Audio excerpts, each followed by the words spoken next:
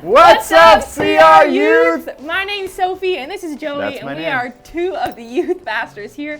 And we are so glad that you are joining us online for CR Youth tonight. And Joey, tell us about what we can expect tonight.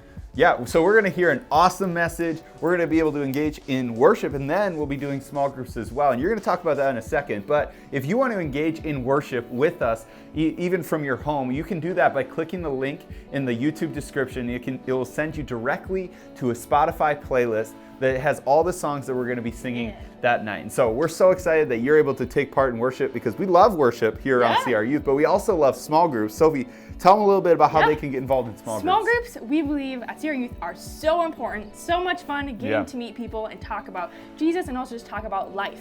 And you can actually be involved in a small group from being at home and sitting on your couch. You can be able to Zoom in or FaceTime in to your small group next week, to an in-person small group, by emailing this email address below, and we will get you in a small group for next week. But we are so excited for tonight. Yes, we are. And so right now we're going to head to the message, and it's going to be so epic. So lean in and take a listen to what God has for you tonight. It is Wednesday, my dudes!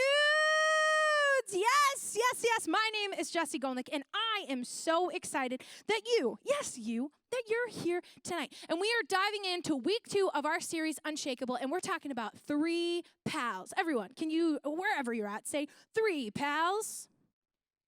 Beautiful. Okay, we're talking about 3 friends. And while we're talking about these friends, it kind of makes me think like what I like to do when I'm hanging out with my friends. Like, I don't know what you like to do when you're kicking it with your pals, but when I'm with my friends, especially lately, it's been like a lot of snacks and a lot of like movies. We haven't like done a lot of stuff, but my favorite thing to do with my friends is to sit around a bonfire pit and just like hang out. You sit in that little lawn chair, you get your blanket, maybe a hoodie on, you're hanging out, you're telling stories, you're doing all of that and s'mores. I mean, that's why you have a bonfire, right? And there are some of you that I want to call out right now, because y'all be like taking your marshmallow and putting it right into the fire and like catching it on fire till it's burnt, and then you eat it like that.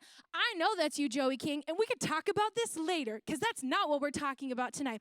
But most of my like favorite stories and favorite experiences with my friends have been like centered around a bonfire pit.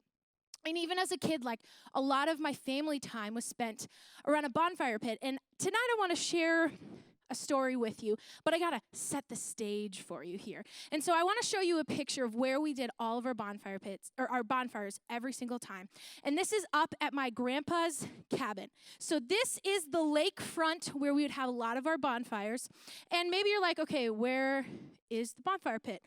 Well, okay, right there. See, this is the bonfire pit. It looks just like a pile of rocks because that's essentially what it is. And so we would stack up wood because that's how you have a fire, and we would have bonfires there. And when we would go there, it'd be like at nighttime, and it's right on the lake, and it's like really dark. And so what we love to do is shoot off fireworks.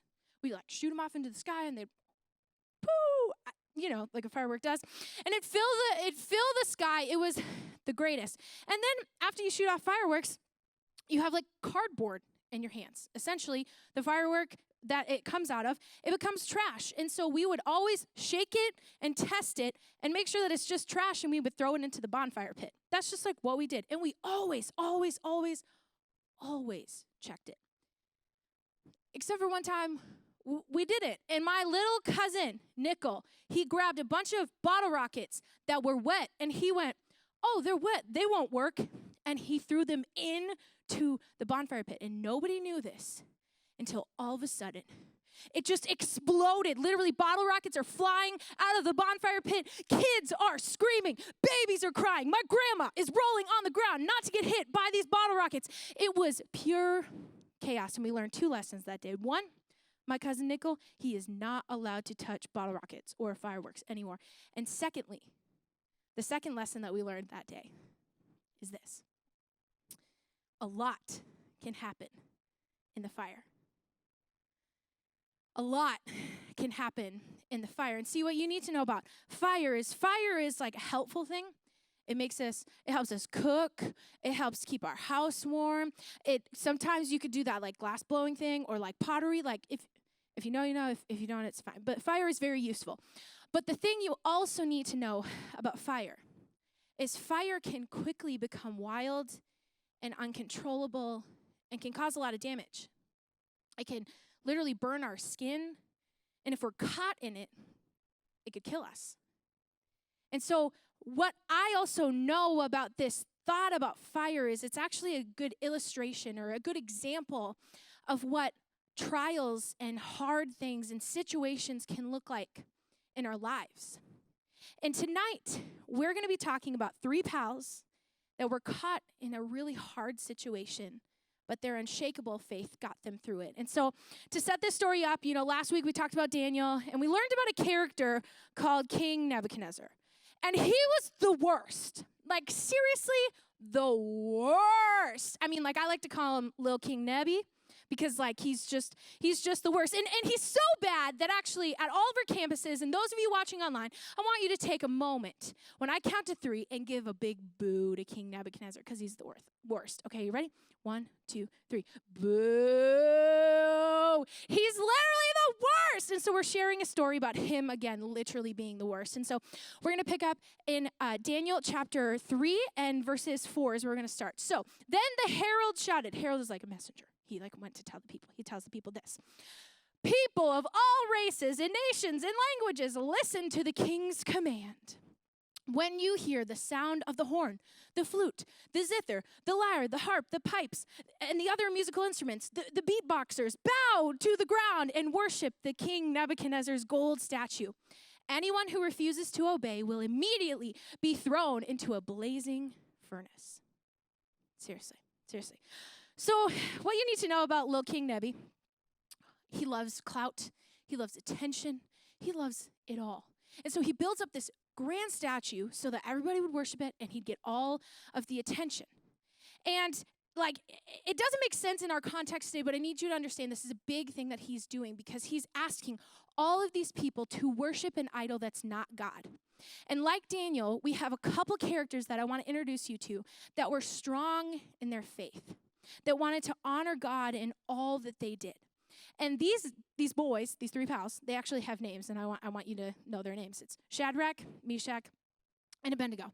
They're 3 pals. Me and you, we're pals. So I figured we'd just give them some nicknames because nicknames are always fun. So we're going to call them Rack, Shack, and Benny. And I'm not talking about Grace's cat. This is a different Benny. But we have Rack, Shack, and Benny. And these were boys that were strong in their faith. And so what happens is the music plays, the people bow, all the people bow. Well, not all the people because Rack, Shack, and Benny don't bow. And they got some snitches around them, some people that quickly run to little King Nebby and are like, hey, there's these boys. They're not bowing down. And this makes him angry. He throws literally a temper tantrum. The Bible says this in verse 13 right here. It says, then Nebby flew into a rage and ordered that Rack, Shack, and Benny be brought before him. So he's angry, he's mad, and he says, bring those boys to me. And so the boys walk up to to Nebuchadnezzar, and he is furious. But he looks at these boys, and he's like, so I heard you were not bowing down before my statue. And he was like, I'm really frustrated about this. But since, me, Nebuchadnezzar, I'm a cool, calm, collective guy. I'm great. I'm going to give you one more chance. And I'm going to let you bow down, and I'm going to let you, soak this in. I'm going to give you one more chance. But if you don't do this, I'm going to throw you immediately into the furnace. And so Rack, Shack, and Benny are looking at each other. They look at Lil King Nebby, and they say this powerful thing to him. They say, oh, Nebuchadnezzar, we do not need to defend ourselves before you. If we are thrown into the blazing furnace, the God whom we serve is able to save us, and he will rescue us from your power, your majesty. But even if he doesn't, we want to make it clear to you, your majesty, that we will never serve your gods or worship the gold statue that you have set up. They knew that their relationship with God was more important, and they look at him and they say, we don't even care if we die. We are not serving your gods. We're not worshiping your statue. We serve the one true God. And so what happens is, again, Lil King Nebby throws a temper tantrum and he says, I want that fire cranked up 7 times. I want it really hot.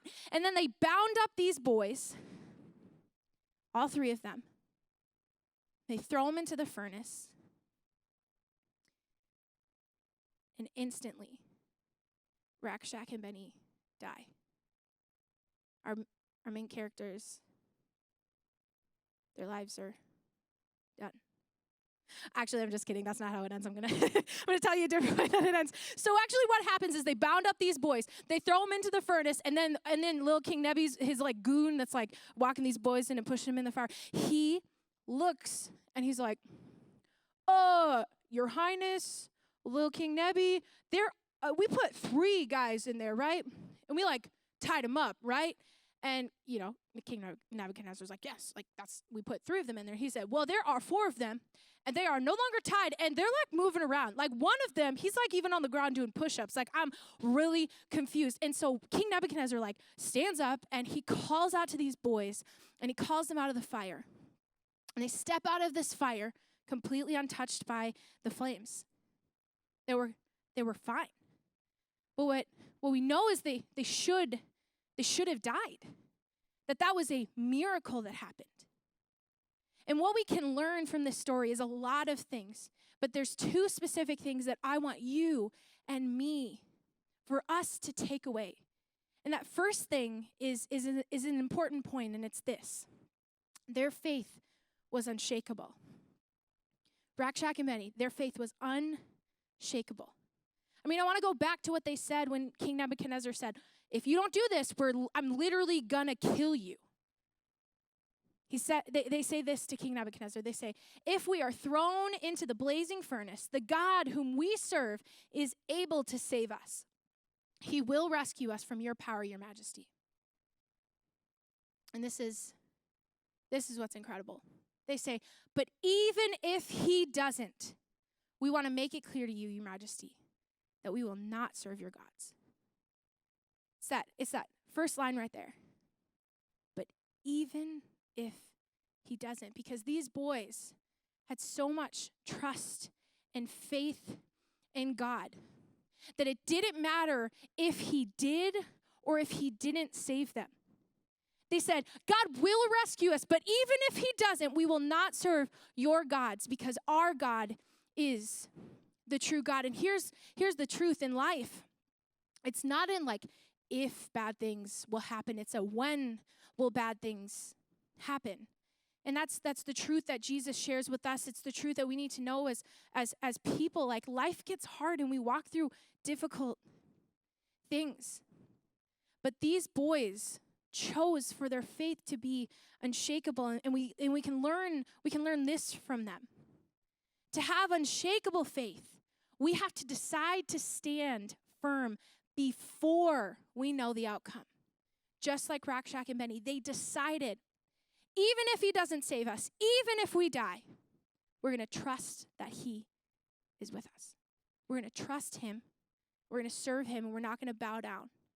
And so for you and me, to have unshakable faith, like we have to come to terms with that and know that life is going to throw hard things.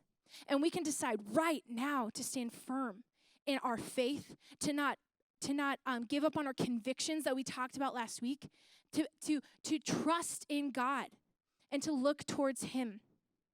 I mean, these 3 boys were thrown into this blazing fire, trusting God until they were out of it.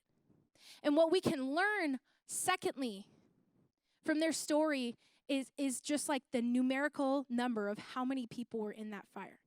3 were put in, but 4 were in there. That leads me to my second point that I want to give you tonight, and it's this. God is always with us in the fire. And I don't mean like the actual like bonfires that are in front of us, but God is with us every step of the way, through the highs and the lows of our life. And if you don't know this about God, God has like several names, like a lot of names in the Bible. And one of my favorite I want to share with you tonight, it's this. It's Immanuel, God with us. God with you. God with me. And when we have that relationship with Jesus, we have access to a God that is with us always. In the highs and in the lows of our life, he is always with you. And we might hear this story and be frustrated by it.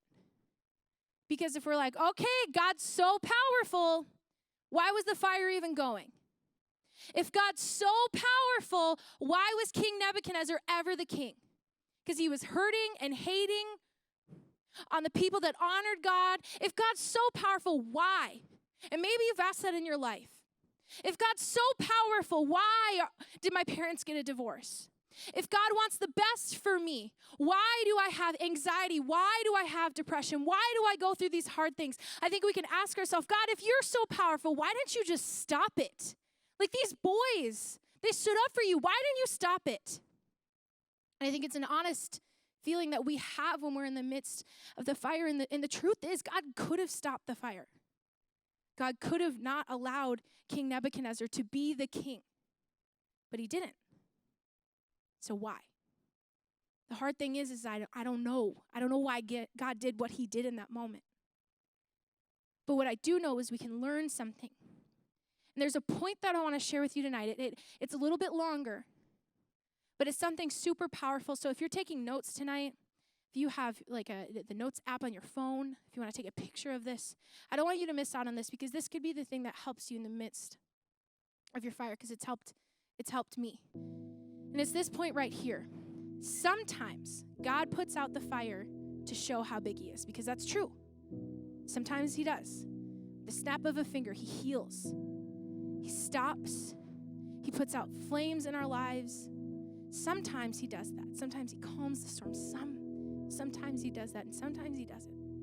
And I think it's because of this. Sometimes he sits with us in the fire to show how close he is. Sometimes he stops it, and sometimes he sits with us in that fire, just like these three pals. Sometimes he sits with us in our pain rather than taking it away, to show how close and accessible, meaning how tangible, how we can reach out, how he's right there.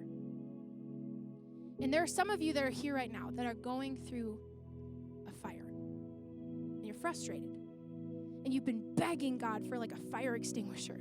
You've been begging God to put it out. You've been begging God to stop whatever you've been going through, and he hasn't.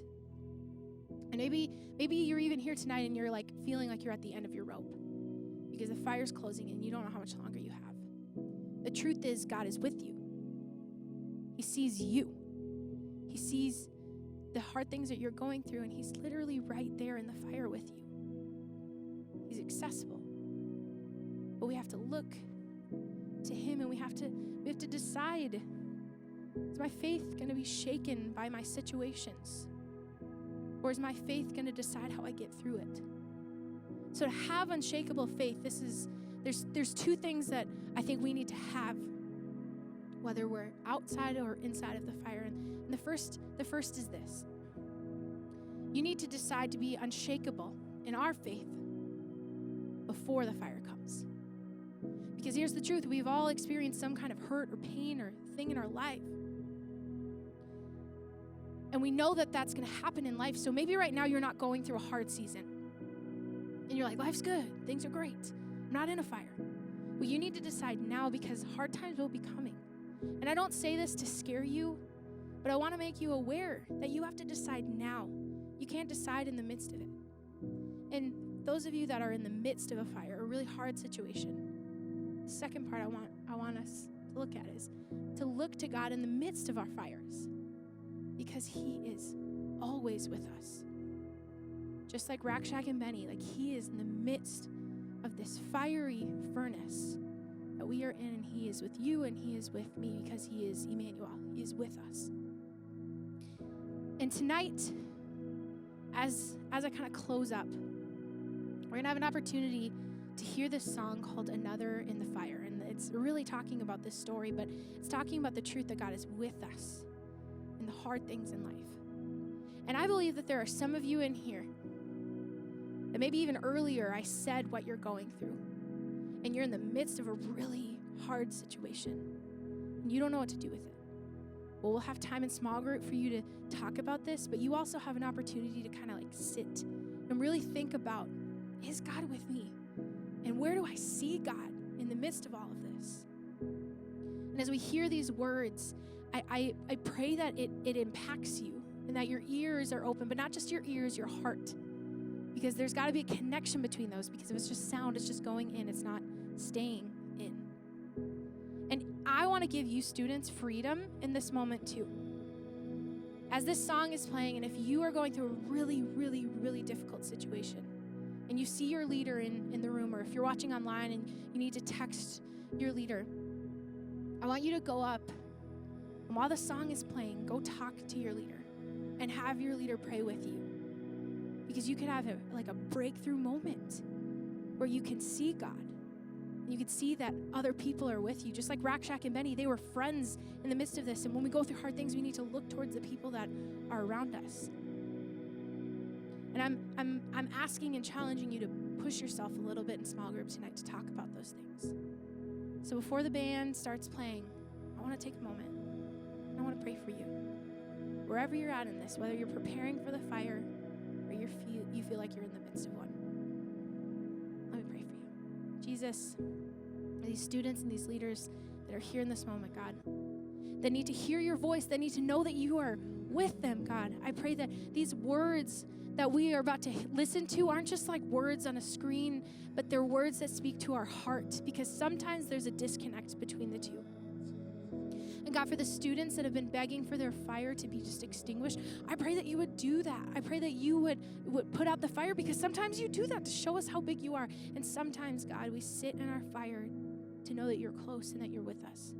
So God, I pray that there would be no leader or student that leaves this place, leaves these campuses, leaves this online experience, not knowing that you are with them, that you are Emmanuel. God, we love you. We thank you. We pray these things in your name. Amen.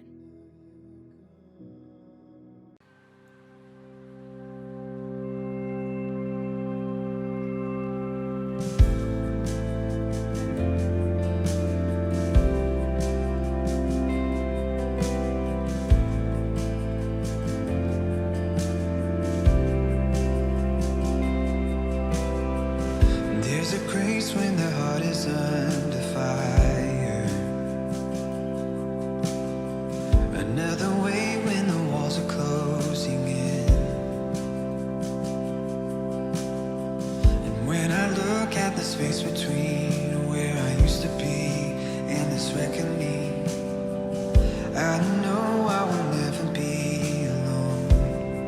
There was another in the fire, standing next to me. There was another in the waters, holding